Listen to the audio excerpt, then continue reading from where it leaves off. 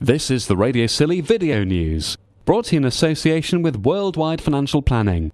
For advice on inheritance tax, business finance, mortgages, debt consolidation, investment and pensions, Matt Hyam from Worldwide Financial Planning is on the islands at the Atlantic Hotel on the first Thursday of every month. The Radio Silly Video News also brought to you in association with Truro and Penwith College. Find out about courses you can enjoy here on the islands or on the mainland at truro.ac.uk and listen out for one of 365 great reasons to visit Truro College every day on Radio Silly.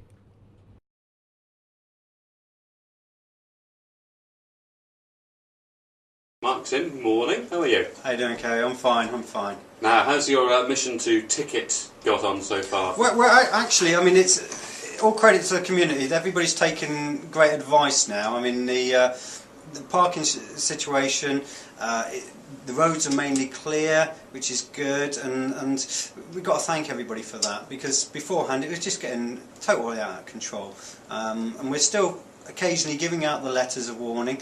We haven't had to give out a ticket yet, but the main thing is that if we keep the roads clear, everything's going to get through. There's a lot of people wandering around. They are in the middle of the road. They shouldn't be. They should be on the paths, but they don't. So it is working, and good thank you to everybody. Now, you've obviously mentioned this, because I wasn't allowed to talk about it, but now you've brokered it on air. What looked like the tickets weren't real tickets, were they? No. As we said, I mean, there's two letters that we've given out. A first warning to say, look, you've parked there for longer than 20 minutes. You're there. There's no obvious signs of you loading or unloading, and it's the first warning. The second ticket, again, it's a second warning letter, and we record it again. And if you do it a third time, then we will give you a ticket. We can only give you so many warnings before we have to take action, and thankfully everybody is heeding the warnings, which is good. I got 3 phone calls starting at 11:43 last Saturday morning when people thought the first ticket had been placed on the vehicle. There were onlookers standing watching, apparently. You had a crowd. Well, this is the thing. I mean, we are putting them in proper sticker. The letters are going into sticker holders that are affixed to the screens, and so it does highlight that we can give out tickets to people. And it's very important. It acts as a deterrent for others as well, which, as I said, there's only so many cars on the island, and if we can just keep them away from the main routes, that would be ideal. Okay, staying with vehicles and car seats. Yeah, I mean, this is an old one that's been going on for a long time. We've had people come over from the mainland who have given advice in schools.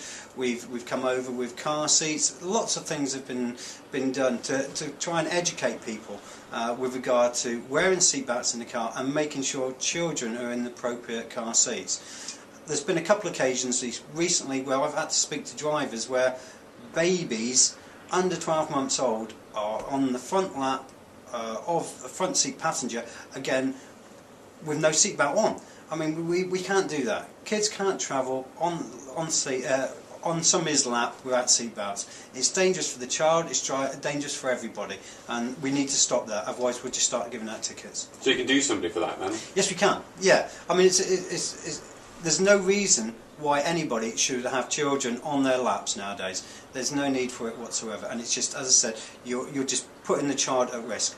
Unless you're Father Christmas, obviously, but it's a slightly different matter. Other issues. We are going into a double bank holiday weekend.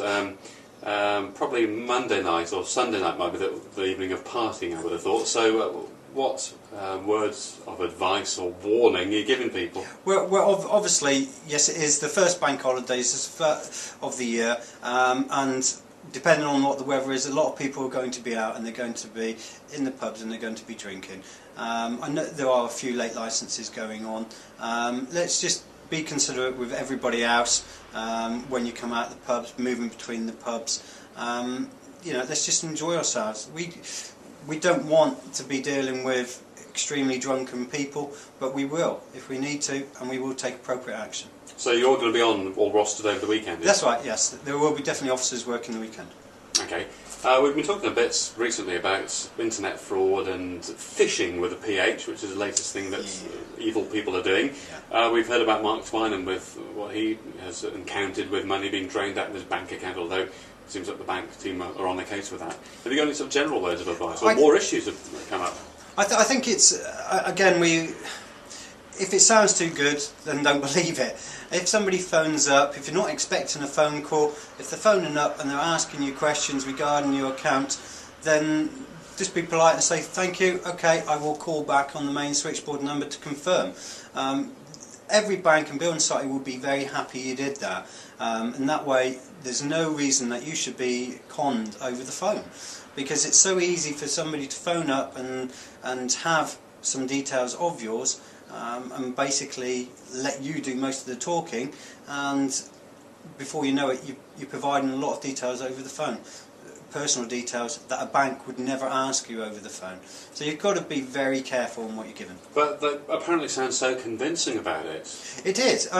This is it. If you get a phone call and then somebody's saying, hello, Mr. Smith. We've just phoned up from your bank Visa, and we've noticed a large transaction. Can you just confirm this? If you're not expecting that phone call, then alarm bells should be ringing straight away, and just say, okay, thank you for that information. I'm not going to give you any of my information at this time.